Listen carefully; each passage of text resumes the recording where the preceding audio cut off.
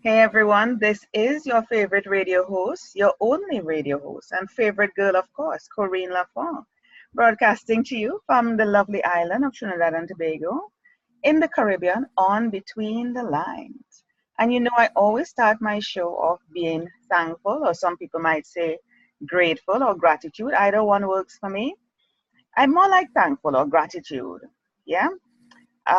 It's a beautiful day. I think I heard the birds earlier this morning. I love hearing the birds. I listened to them this morning. I don't know what they were talking about, but I know they seem happy. It made me happy. And I'm just thankful to be here. You know, another day, another chance, another set of blessings, another set of mercies. Yeah, I am extremely, extremely thankful to be here. And I am also extremely thankful to have Reverend Connie Habash. I hope I pronounced her name properly on my show today, and we're speaking about a topic that I am so passionate about. I'm passionate about a lot of topics. I'm sure you figure if you're following my show and listening and watching, but I have a passion for this spiritual awakening. It is such a beautiful journey, a painful one, but a beautiful one. And you will learn more about that as you listen to us, or you will listen to us in time if you're not here today. So let me tell you a bit about Connie and then we get straight into it. So Reverend Connie L. Habash, MALMFT, we will learn all about that, has helped hundreds of students and clients overcome their anxiety and spiritually awaken for the last 25 years. Her experience as a yoga teacher, psychotherapist, and interfaith minister create a transformative synergy of body, mind, heart, and spirit. Yes. Find out about her workshops, retreats, counseling practice, and awakening from anxiety programs on her website, awakeningself.com. And you know how we do it on Between the Lines. I normally showcase that at the end of the program. Ooh, and the cat is back, the Siamese. Oh my God, welcome back. His name, He's so his name beautiful. is Milo. Milo. Yeah. He doesn't look like Milo. We have a product here in the Caribbean called Milo. It's a chocolate drink.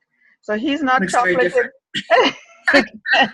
He doesn't look chocolate at any length. He's white and black and he's beautiful. He's beautiful. I love him. So welcome, Connie, officially to Between the Lines. Welcome, Kareen. Yes, I mean, yes. thank you, Kareen. That's all right. You're welcoming me. That's a good thing. You said the right thing in the first place.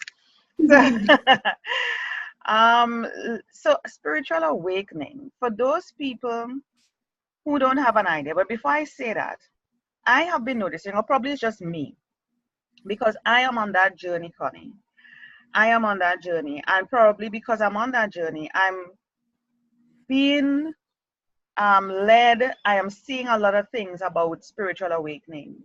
And because I am searching, that information is coming to me. So, like, I do a lot of YouTube videos and read and stuff, but more the YouTube, and learn more about myself. And of course, my meditation helps me, and just being in the now, like Eckhart Tolle says, and just taking in, you're sitting and you're taking in, and people really don't know. They might see you zoned out, but but you are in a different place and space, even if it might be temporary, because it happens in such a few seconds, split seconds. You might be out for a while and you realize, especially if there's a lot of activity happening around you, it's quite distracting, and to kind of zone in. But this is something that I'm seeing a lot of people talking about, and I will tell you something. I sense a change some years ago, not very long ago, but I sense a change coming. I'm an empathic being. I'm very highly sensitive, and I sense a change coming, and I see people are opening their, I don't know, they're being led in some direction, they're questioning, they're looking, I don't know. And on that journey, they're discovering things about themselves. Now there's a lot of resistance to it, because remember, this is how we have become all our lives. So there's a lot of resistance I'm picking up, and they're not really letting go and surrendering, which is required on this journey. But the good thing about it is that a change is happening, and I see it. I see it and I feel it very strongly, very strongly. Now, I wonder to myself, and I know I'm talking long. That's okay. This is my show. I, Right. but I have to, right. I want to set the context. I wonder if people are just, because this is what concerns me. People are using it like a buzzword. I don't want it to be used as a buzzword, the new word that is out there. It is a very serious journey. It is something that's real. And I wonder, you're in that area, yoga teacher, spiritual, I Mhm. really am concerned that people are using it as a buzzword just because they heard of it and they think they know what it is, and they start using the term, but they don't really understand the depth and breadth of this thing. I myself don't know. I'm sure you still don't know, because as you That's right. know, it is a journey that is never ending, and you there's Mhm. no depth, there's no breadth, there's no limit. It's space, time and space, and there's no limit to time and space. So you can't really confine it. You can't put it in a bottle. You can't put it in a box. You just don't know where this journey will take you, you know.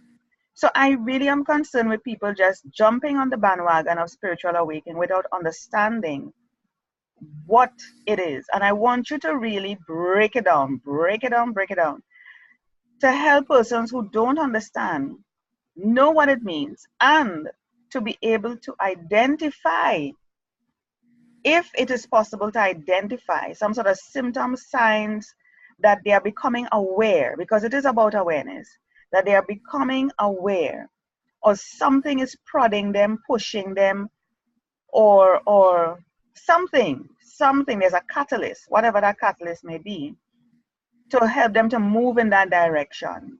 I know I've said a lot of things, and I know you're processing it. I can see your brain at Yeah, work. I So, am. yeah, I can see your brain at work. And this is why I have to talk a lot, because I want my guests to understand where I'm coming from, so that when they respond, they're really targeted in their response. So I leave it to you now.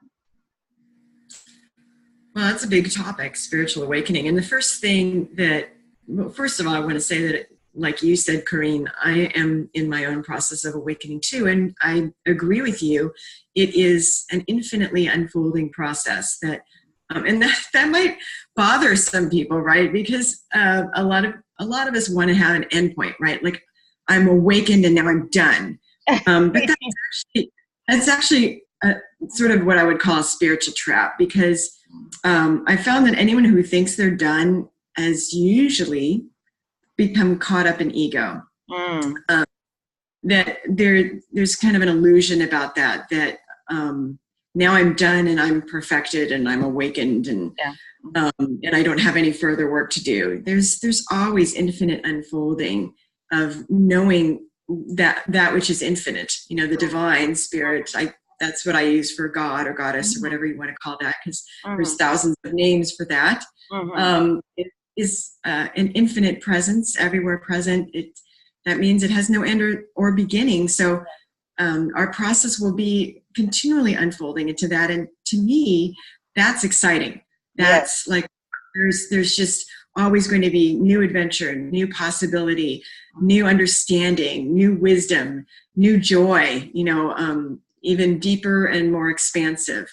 And I share the concern with you about buzzwords. And I think that awakening and enlightenment, they have become, unfortunately, buzzwords, just like yoga has Mm-hmm. mindfulness. All of that has become buzzwords. And I think it's, unfortunately, just the times that we live in, that's pretty much unavoidable, that things that begin to speak to people are going to start to be used as buzzwords. So rather than the pull to come up with a new word that isn't yet co-opted as a buzzword, which I think sort of is buying into the system, I'm fine with embracing awakening as it is. Mm-hmm. But you asked, well, how do you know, and what are some of the signs of that? What might be showing that that's happening? And you have talked about what I think is the first one, which is this kind of this inner urge, this inner calling. It's something not so describable, but you can feel it, like something's pulling me to something new, something different, to change, to grow in a new way. I feel like something's just around the corner and I don't understand what that is. That's usually a sign that, okay, you're being called toward a spiritual awakening of some sort.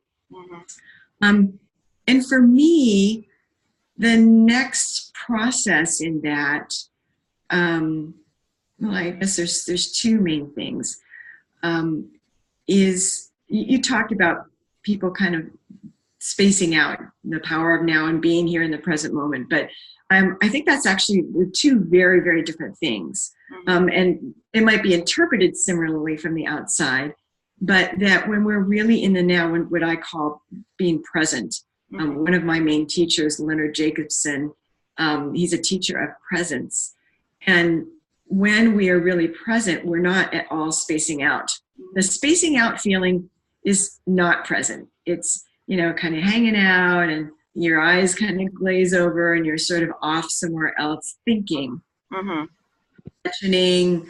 I mean, sometimes it's a very creative process to space out. You might be imagining your next book to write or something you want to paint or where you want to go, you know, for a trip. But that's not being present. And when we're really present, the mind is actually quiet. That's very difficult for people to picture or to imagine stopping the mind. But you can think of it as the volume is very much turned down on thoughts. They're way in the background. And this moment, this present moment, just as it is, with my cat on my lap right now, and speaking with you, looking into, you know, the camera lens on my computer, because that's how it is. That's being present, is right here, right now with whatever is. The mind becomes quiet. And so that's an essential part of the awakening process, is practicing presence or being in the now or mindfulness. But when we do that, when we first start practicing it, and even after we've been practicing it for a long time, we recognize that there are thoughts that keep wanting to disrupt that. Yes. Why? And emotions. Well, you know, the why is that's the nature of minds. That's the way our minds are set up. And that's actually, frankly, the way our survival is set up, that we're geared towards survival as human beings, which are a species here on the planet. And so that survival instinct of always what's going on, trying to figure out if there's threats, trying to figure out what you need to do to survive in the next moment, that's still very instinctual in us.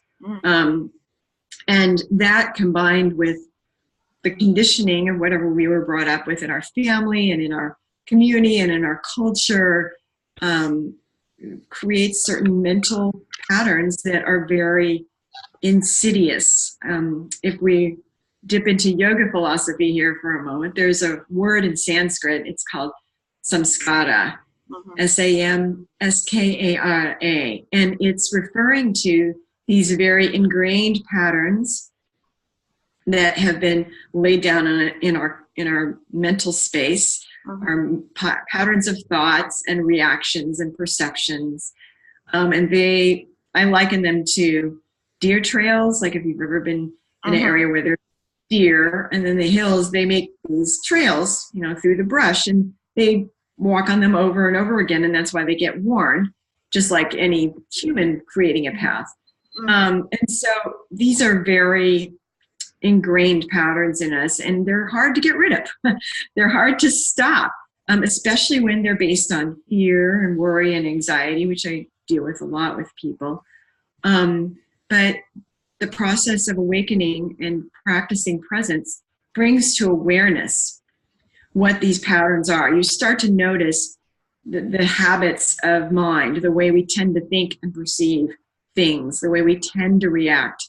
And once you start to notice that, then you start to have some choice about what to do about that, rather than it unconsciously running you. 1 second for me. Somebody is calling me. I don't know why. 1 second. Right. I'm so sorry about that. I wasn't expecting a call. Somebody was just calling me. But Well, then, a big, but then in this world, you just don't expect anything. That is how this thing works. Oh my of course. Yeah. So you don't always know when you're going to get that call, right? Yeah, That's one of the things that I like to work with when I teach is I like to embrace whatever is and of whatever course. arises. That is what, So that is it. That is it. I live in don't resist. Sometimes exactly. your human self wants to fight back or answer. You're like, nope, don't resist. Don't resist, just go with it. And Yeah, that's the mode. That's the mode I'm living in. Don't resist. exactly. Embrace and accept what is, and then you can respond to it because it'd be easy for us to go, oh, why did the phone ring and it interrupted our show and all Yes, this stuff yeah, creates more mental agitation. yes, But if we can embrace what happens and what's coming in. So like, if you're trying to sit and meditate and have a quiet moment and then the neighbor's leaf blower starts and we could get righteous and like, how dare you, you're interrupting my meditation and you're yeah. disturbing my peace. Or we could go, okay, that's here right now. So Mm, what is it like to be with that? And what does it bring up for me? So, if it's bringing up anger, then maybe there's some anger for me to work with inside of myself to explore and embrace and see what does it want to communicate or say or express so that I don't have to have that anger come up whenever something that I don't like, quote unquote, shows up in my life. But hold on there, Connie. Hold on there. You're talking about really a person that has come to that sort of awareness. Because normally we will take the former route where we argue and like, how dare you start up your leaf blower or weed whacker or work on your car engine at that point when I'm trying to meditate, as if your neighbor knows you were meditating at that point. So it's like it's all about Right. you. It's all about you. Right. And it comes back to that word you mentioned, your ego. And it's really the ego. And I want you to talk on that. Um, Trying to survive, like you mentioned, because it's survival of the fittest. It has its work, I understand, to protect you. But Absolutely. it goes beyond sometimes to the point that it limits you.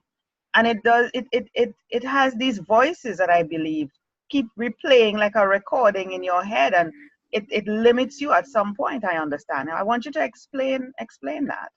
How would somebody know that is ego at work so that they can distinguish that ego is at work versus that whole awakening process, or become aware that it's ego at work so they can take the necessary I wouldn't say reaction, because reaction is different to response. They can respond accordingly. Well, there's a very simple test to when you know it's ego. Mm-hmm. If you're thinking, Yeah. if you're thinking thoughts, it's ego. Who we are, our essence, our true self, our consciousness or our spirit or soul, you can name it in all different ways, is beyond thought, is not the thoughts. The thoughts manifest out of ego. And like you said, Corrine, the ego has a purpose. It has a purpose to help us get through and deal with day-to-day life, to deal with, whatever we need to deal with it, to be able to move our body and to be able to drive to work and be able to balance a checkbook and cook a meal. I mean, everything that we deal with in life, the ego has to help us navigate that in a body, Mm-hmm. right? So, but we want the ego to be the servant, not the master. We want the mind to be the servant, not the master. So we don't want the master to be the thoughts that are reactions all the time, that we're reacting to everything. And like you said, like, oh, how dare they have their leaf blower and everything. Like you said, that's about me. I want my quiet space. Mm-hmm. I don't care about having their leaves cleaned up, right? Mm-hmm. But your neighbor wants their leaves cleaned up, and that's how they're. So it's important for us to not to judge the ego as bad or wrong or anything. It has a purpose, but we don't want it to be running the show.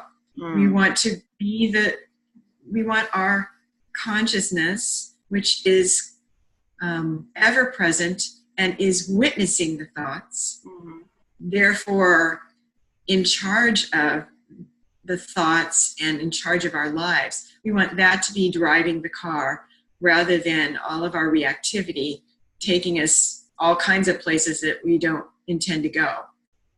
Now, hear what? You are mentioning things. Consciousness is looking on, is observing. You're talking about ego. Now, when you're born, you come into this world. You're not thinking there are parts of you. You're just you. You're not That's right. you know your name is Connie Habash. You live wherever, you go to school wherever, you're in this job doing whatever, you have a husband, you have children, yeah. So what Mm-hmm. are you talking about? Ego as if it's part of me, consciousness as if it's part of me. Oh yeah, I've heard of the word conscience. Do you have a conscience? you know, I've heard of Mm-hmm. conscious and subconscious over time. Um, yeah, okay. Things may be embedded in my subconscious that I'm not aware of. It's deep, you know. But you're making it sound, Connie, like there are parts of me, like there are different me's in me. Different me's in me, you know, because you also Yes. heard about the inner child. So you're saying, Yes, absolutely. yeah, you are coming here to tell me there are different me's in me, and I only know me. so They're, it's paradoxical. So one of the things that we discover as we go along on the spiritual path is that spirituality is paradoxical. So at the same time that there is only one you, that which I call I, there's only one, and that's actually in both a singular and a plural universal sense, which I'll explain in a moment.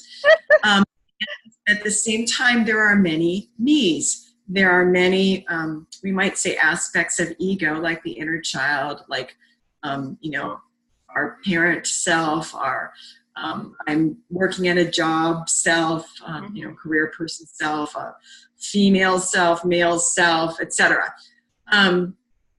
But those are all essentially branches of ego. And my understanding and my sense is that we come in as a baby pretty much without a lot of thought, if any thought, right? We're just being. We're still in that oneness and being.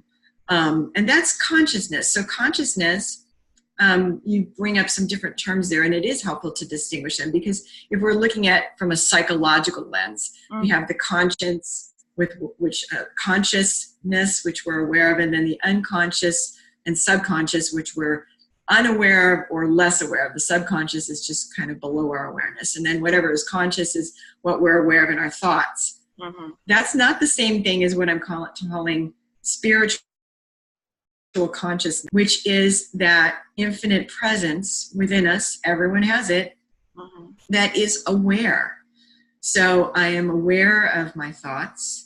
Anything that you can be aware of is not what you are. It's outside of you. Okay? Mm-hmm. The awareness itself is primary. It's the subject. It is the I, or the me. Mm-hmm. Everything else that we're witnessing and aware of, including our own thoughts about who we are, including our body, including our emotions. I can be aware of my emotions. I can watch them and observe them. Including the world outside of us. That is all, we're aware of that. But the consciousness, which is our awareness, is primary. That is what I'm referring to as our essence, our spirit. Some people might distinguish that from soul, but I'm not going to get into that. That's a little too detailed.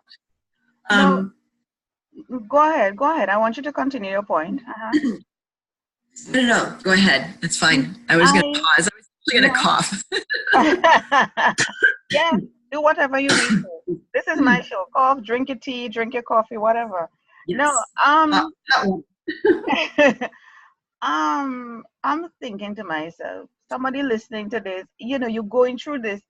I am feeling, let me tell you how I'm feeling right now. Every time I talk about this, or like somebody like yourself come on the show and try to explain all these different parts, I feel overwhelmed. I feel an anxiety right now, because it's like, oh my God, when I thought I got this thing down and I understood, it's like it's bringing up more anxiety and overwhelming me.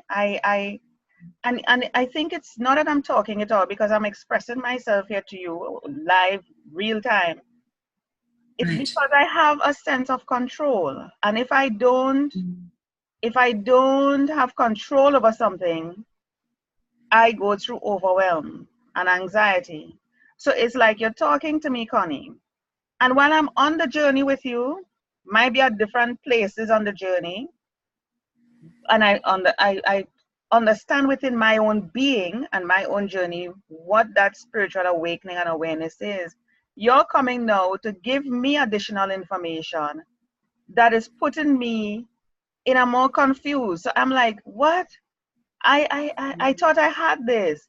I thought I got this. Why is Connie confusing me? I don't understand. I now feel like I'm going back, like I'm going backwards. I'm more confused than anything else. So I start to feel out of control when I thought I was in a sense of control, or I was at a place feeling comfortable. Now you have made me uncomfortable.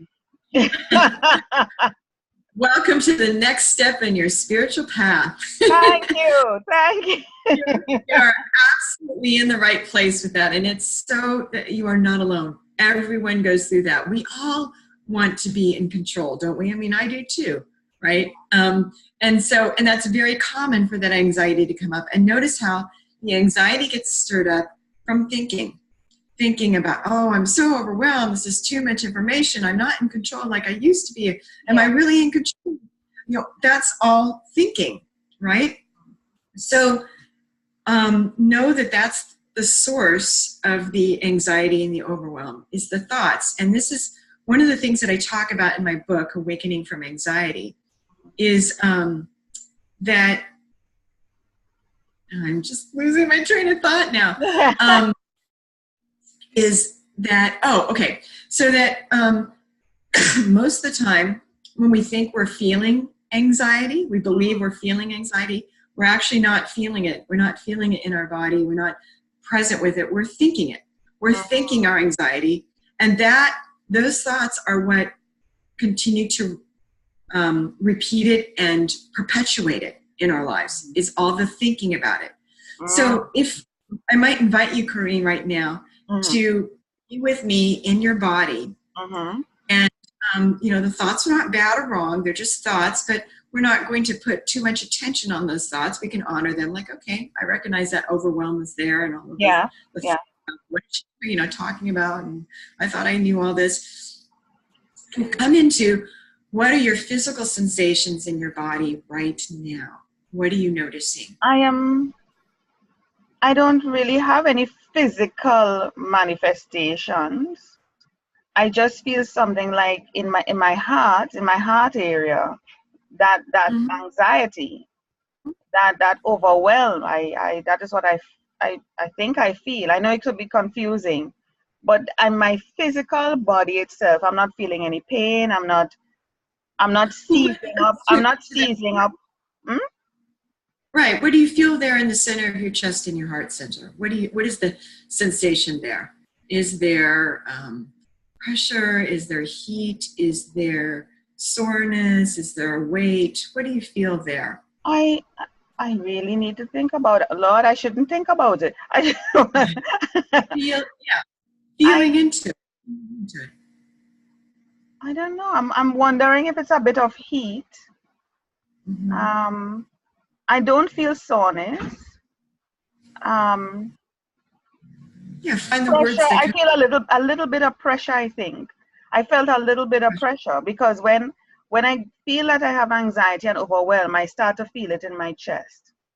Yes, I feel it in my chest, and I'm feeling my chest right now, right by my heart. That center there. I feel a bit of pressure.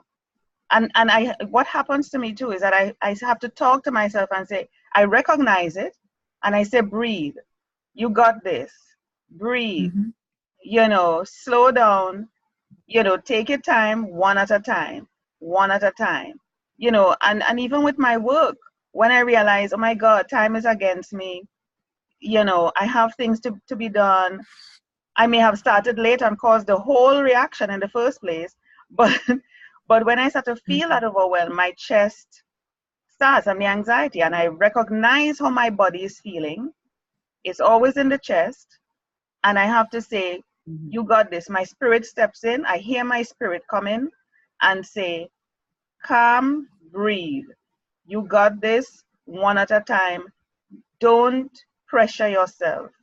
You will get through this. Don't pressure yourself. I will hear that voice, and I would slowly just slow down and take my time. So that's what I'm feeling. I mean, when we were talking about it, I'm like, God, you know, I'm getting uncomfortable. I'm losing control. I thought I had this. And you do have this, and at the same time, it is also beyond our control. That the spiritual path is a path of surrender. Yes. And a lot of people don't like that word. They think that it means you lose. It thinks that it means you lose a battle. But the way I look at it is that's actually true. The battle is going on in our own minds. The battle is going on with our own selves. And we don't lose the battle. We give up the battle. We let it go. Yeah. We learn to let go of the resistance to what is. And so coming back to your sensation in your heart, and how, your higher self or your spirit guide or whatever you want to think of comes in and reminds you to breathe and that you've got this. I work with my clients and my students on really becoming present with those sensations and breathing with them and welcoming them in. So the thing we tend to want to do is get rid of it. We want to make it go away because we're believing that it's something bad to feel anxious and overwhelmed and all that. But those are, again, thoughts. And if we really just sit with, and you can do this along with me if you like, Corrine, the sensation of whatever you're experiencing there in your heart, and you breathe into it and you welcome it. Like, let me, just for a minute or two, I don't have to do this forever. It's not going to be forever. Nothing ever lasts forever. Everything changes. To welcome in those sensations and be very, very present with them, compassionately. Like, okay, I'm going to be with this feeling in my heart. I'm going to be present with it with care and with understanding. And just let myself feel that which is there. And what tends to happen when we give ourselves permission to really feel with it and we turn the volume down on the thoughts and we don't let ourselves engage in lots of thinking is that the emotions have a life cycle much like a wave. And there will be a period of time where they start to rise and then they might intensify for a while. And that if we continue to just be with them without judgment, without getting into thinking about them or analyzing them, or comparing or anything like that, they will eventually start to shift and dissipate just like a wave does. It comes in, it crashes, and then it dissolves back into the ocean. I love that. I love that concept. I will remember that when I start to feel this way. And I like how you separated the mind, the thought, from the body, the manifestations in the body, because you may be thinking it, and because your mind is saying that, automatically your body is going to fall into place and react. And you have to recognize the distinction. But something that you said earlier about observing, consciousness observing the emotions and the thought. Now, you're making it sound like you have to stand outside yourself. People are, what do you mean observing the thought, Connie? People, I mean, I am trying to explain it for the person who is not aware to understand. That's right. How to observe the thought, because the thought is in my damn head. So how do you mean I must observe the thought? How do you mean I must observe the feeling? Well, listen, you see the spiritual awakening enlightenment thing. Well, actually, the question I want to ask you is your thought really in your head? It's an interesting idea that we... Connie, listen. I know. Have you ever seen the movie, the Matrix? Have you ever seen that? I love the Matrix. That's my favorite. All right. So you know how she goes, what did you call it? The woman that they go to for... Oracle. right? And he went to the Oracle, and there's a certain point where she goes, and this is really going to bake your noodle. Well, Yes. that's the saying here, right? It's really going to bake your noodle to think about, well, are your thoughts in your head? Like, could we open up your head and pull see out the the thought. Yeah. we know that we don't, right? So where are the thoughts happening? That's an interesting question, which That is a very interesting question. What the hell is wrong with you, Connie? What are you trying to do on my show? I'm helping you awaken. I'm helping us all awaken. Connie. Because but this is what's exciting, Corinne, is that when we start to realize we are not our thoughts. We have thoughts, just like we have a body and we have physical sensations, but they are not who we truly are. That's where we recognize we start to have choice over our thoughts rather than our thoughts running out of control and in reactivity. Like, oh, I can start. What the hell? So where the hell are the damn thoughts? If it's not in our head, but it's in our head, we're thinking it. So where the hell are the thoughts, Connie? They're happening in our space of awareness, and our awareness is not limited to the head. And in fact, it's interesting because it's a cultural thing to associate with the head. There are other cultures in the world that don't think of our mind in our head. They think of it in our heart. But it's really, the truth is that our mind isn't located to any particular place. Our mind is our awareness, our presence is there's not any limitation to it. It's all within us and around us. It's not limited to our body. It's happening. The mind is not the brain. The brain is not the mind. I know that. You know. That's right. So I know the mind is not something that's tangible. You cannot pick it up, see it. You cannot crack open your skull and see the mind. So it is right. space. Yeah, it's a space that's a consciousness and an awareness, and the thoughts are happening in that space. They're occurring in that space, but they are not who you are itself. They're just like, we're sitting in a room or we're sitting outside and there's things happening there. There's birds singing songs and ants crawling on the ground, and my cat is on my lap and all of that. But that's not who we are. We're observing that, and we observe the thoughts as well. Why should somebody? This is I think one of the ultimate questions. Besides all the other ultimate questions that we discussed, why should somebody take this journey? Why should they not resist if they are being called, if there's an urge? Why? I don't want to say what's at the end of the journey, but what really is a benefit? Because if we are talking about this here now, Connie, and I'm feeling things in my chest, and I'm going through overwhelm and anxiety and confusion and discomfort, okay? And then we haven't even touched on the wounds, things that it can bring up. We haven't touched on that. Don't even go there. That's a huge topic.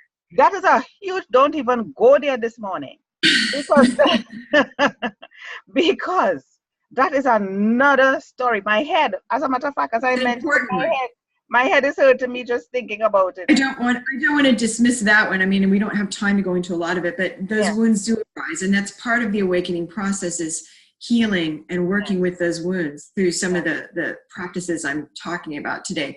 But that why question is completely legitimate. Most people will be like, that sounds like too overwhelming, too much. I don't just go back to how I am. But the reason, here's why we want to, is freedom. Is absolute freedom within, is that deep inner peace that comes from that freedom. And the challenge is, if we go back to, I just want to go back to what I know and to being in control. Anytime we're going back to holding on control, we're going to automatically draw in the other side of that polarity. That's one end of the polarity, is control. And the other end of the polarity is what? Is out of control, right? Is like, oh my God, it's out of my control. I'm freaking out. Yeah. Real freedom, spiritual awakening, is stepping out of that polarity of I'm either in control or I'm not in control. There is something beyond that that simply is presence, is being. That's And where awesome. to think about control or not control, because whenever you're gripping and holding on to control, you're pushing away and fighting off and trying to avoid being out of control. You're not free, even if you feel like you're in control in that moment. You know, I'm going to tell you how I feel right now. I feel bliss. Bliss. Just a peace. I just, you know, just the thought of that. You know, when I tell people, I don't want to be thinking. I don't want to be thinking. I don't, because my mind goes into, you know, the monkey chatter thing at times, and I'm That's like, right. stop it. I'm like, stop it right now. Stop it. I am not taking you on. I talk to myself, and I'm like, shut up, stop it. We're not going there. Good for you. I don't want to be thinking. And when I tell people, look, I don't want to be, I just want to go wherever the wind blows me. You know, I just want to do whatever makes me feel happy at this point in time. You know, and sometimes I get up and do things, and people are like, whoa, I'm crazy. Yes, yes, yes. It's woo woo. It's crazy. Yeah. But yeah, but I just see that whole thing about control and not having control, because I can be controlling. I want things. Who doesn't want things within their Sure. control, want to manage everything? But over the years, I've been letting go. I might not have let go completely, because we're still on this earth and we're still human. And just like you say, the paradigms and the programming is still there. But I am telling you, I have progressed and I'm proud of myself at this point. And I just love the feeling that I get from what you just said. I feel blissful. I feel at a peace where I don't have, it's like, it's like those waves, you know, it just Yes. come and go. It looks beautiful, it sounds beautiful, it crashes, it moves wherever water needs to go, it just go, you know, it just hanging. It just is not worried about, oh my God, I wonder how the rocks will feel if I hit it too hard. I wonder. It's not Mm. thinking anything. It's just, you know, It's a when you watch nature, everything is just working in a particular order. They're not yes. worried. The birds are not worried. Oh my God, if I sit on the branch here, it's going to say I will crack it. Let me not sit too hard or rest too hard. Or if I flutter, the butterflies flutter over here, the flowers is going to quarrel. No, everybody's just everything and everybody's just moving right along. Yeah. Absolutely. There is that innate harmony that is happening in nature. It all knows how to respond to each other. And that's the thing, is that that what you're talking about, I think, is this, when we're in this awakened place of bliss that you're talking about, is there's trust. There's Yeah. trust in the process of what's happening, in the flow of what's happening. And it doesn't mean that we don't make choices. I mean, that's part of the freedom. There is that moment you can choose. You can choose how you want to respond. You can choose what you want to do. You can choose. You can still have goals to work toward. But the difference is that we know that if we land on that branch and it breaks, we trust that I'll be able to respond to that, rather than worry, oh my God, if I land on this branch, am I going to break? It looks awfully fragile. I don't know. I'm kind of, you know, I feel like I'm heavier than that branch, or what. Worry, right? Like, land on the branch, it'll hold you. If it doesn't hold you, you can fly. I mean, you know Yeah. how to respond. Yeah. Isn't that awesome? I could fly. You're trusting in the process of life, and you're trusting in yourself to know exactly how to respond in every given moment when we're in that flow, and when we let go of control and we just let Let it our, go. Surrender. Let it go. Release. yes, For those yes, people, let's look at the other side of things, because I like to balance my show when I'm having a discussion. yes. For those who resist, Connie, and then we're going to switch over to your website and round off the show, because I know I've gone way over time, but that's okay. This is my show. So for those for those who for those who resist, and they're like, I'm good. I have a good car. I'm wealthy, great job. Everybody knows me. I got a title. You know, I'm good. You know, I have great friends. You know, my children are doing well. Yeah. You know, my life is superb. And they're good. They don't want to take this journey. Even though there is a something prodding them, pushing them, there's a catalyst. They're like, what? No, I'm good. What are you talking about? Release all of this? Lose control? No. Power? No. For those people who resist, what do you say to them? Everybody resists on some level at some point.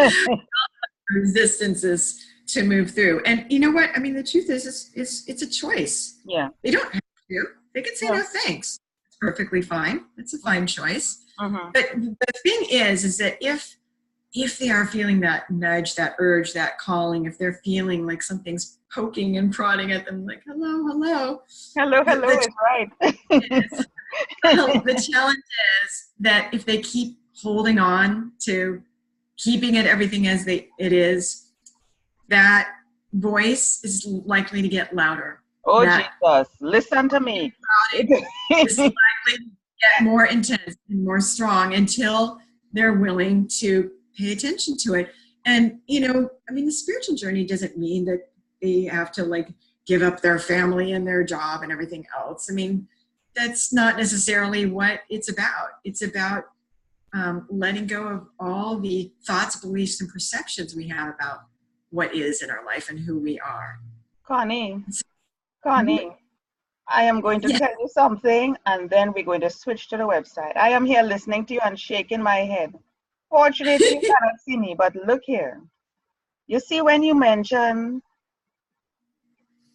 it's going to get louder, that voice is going to get louder. There is nothing, I'm telling you, nothing you can do, no matter how you resist. You can resist, go right ahead. There is nothing you can do. When the universe, people use the word conspire, collaborate, orchestrate, the universe get what it wants.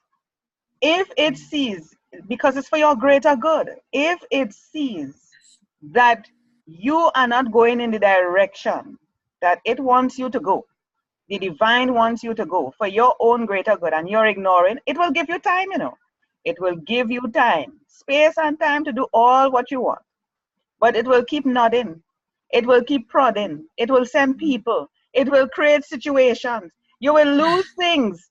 You Tell Corrine that you are speaking from your own experience. Yes, please. Yes. It's only from my experience I could speak. I'm telling you, anytime I discuss anything on this show, anywhere, it's from experience. It will do whatever it has to get your damn attention, and you have to give in. So you could resist. You could resist. It will give you time. It will take years. And it might take you 10, 20. I'm just saying, hypothetically, 10, 20 years. And then you will remember when you start the journey, you will say, oh, wow, I remember this sign as a child. I remember this came to me. Oh my God, this thought, this idea. Wait a minute. I am being led. I had such a shock in my life. I am like, how the hell did I get here? I was over here. How did I get here? How did this information come to me? I wasn't looking. There's a void that happened to me that for the life I cannot explain, Connie. How I moved from A to B. I cannot explain. All I know is that I ended up here because I guess I was searching and the universe decided, oh, she's on YouTube. She's going to end up seeing this and she's going to want to watch this. And the thing about it, I would ask the universe, what do you want me to look at? And it will point me there. You see, I have to blame myself because I asked. Because there's so many choices when you go to YouTube and so many, suggestions. I'll be like, oh my God, I can't take it. I'm confused. Right. We have too many choices. Yes, too many. I can't take it. And of course, it comes back to control. So I'm like, please guide me to the one I need to. And it will take me. Or sometimes, in the suggested ones, you see a topic and you're like, that looks good. Okay, yes, and you click. Or, funny thing, you will end up clicking on the one you want, but you end up being directed to another YouTube video. And you're like, how the hell did you end up there? I didn't click that. So I said, don't resist. I'm just going to go with that. But coming back to what you said about that voice is going to get louder. For those who resist, I'm telling you right now, resist all you want. Resist all you want. And we're laughing because it is a joke. I am telling you, you're going to laugh at yourself when you look back. And you'll be like, I should have just throw up my hands in the air and give in, surrender, because I wasted time. Well, you know what I want to say, Corinne, to everyone listening right now, because you might be freaking out, like, what is this? Right? Is that voice, that calling, that nudge, is your own divine self. Yes. It is the voice. It's love. It's infinite love calling to you, saying, there's more than this. You are more than this. Your life isn't limited to this. You are not limited to this. There's that infinite potential for love and for freedom and peace within you. It is calling you to awaken to that. It's that love that's calling to you. And so embrace it and allow it, and don't fear it, because it's only love that's calling to you. It's only your greater self, your true self, that's calling. Yeah. Don't be afraid. It can be damn scary. I could tell you that. It can be damn scary. And if the fear comes up, then embrace it and love it with compassion, and know that it's only temporary. Love. I tell people, from ever since, I've said to people, when they ask about the qualities that you would want, I always said love. Love overcomes and tops everything. People say wisdom. Some people may say, truth, or whatever it may be. I've never gone with all the others. I've gone with love, because I believe love, once you have love, you have wisdom, because it comes from a place from love, from absolutely from within. You can't have wisdom, that truth seeking, that knowledge, and you don't give it with love. Everything comes from love. That's me. Everything comes from love. I don't need the rest. Once I have love, I will have the rest. So that's right. Well, it is. There's really not any separation from that unconditional, unlimited divine love and truth and wisdom. It's all in that source. It's all when we're in presence fully and the mind is quiet, it is love. It is that unconditional love and that truth and wisdom. It all manifests there. Yeah. Oh, wow. I hope I haven't, or we haven't. I'm going to include you, Connie. I hope. I'm not taking the blame by myself, and that's ego talking. I'm not. I hope we haven't confused people, further, and I hope they're a bit more enlightened, or they're willing, if it is that they're being prodded, or they're searching, or they're asking, or they're seeking, or there is the question. The one thing that comes up is that there must be more to this. That is the one statement that comes to you. I could tell you. The one statement, there must be more to this. From the time you say that, that is the key to me, because that is what happened to me years ago. I said, there must be more than this. The answer is absolutely yes, always. Yes, always. Yes. Connie, I want to hop over to your website, or else I'll spend the day and night here with you talking about it. Let me see if I can grab a page here. Tell me, hold on, let me grab a page. So, well, hold on. Let me get a page first. Tell me the website.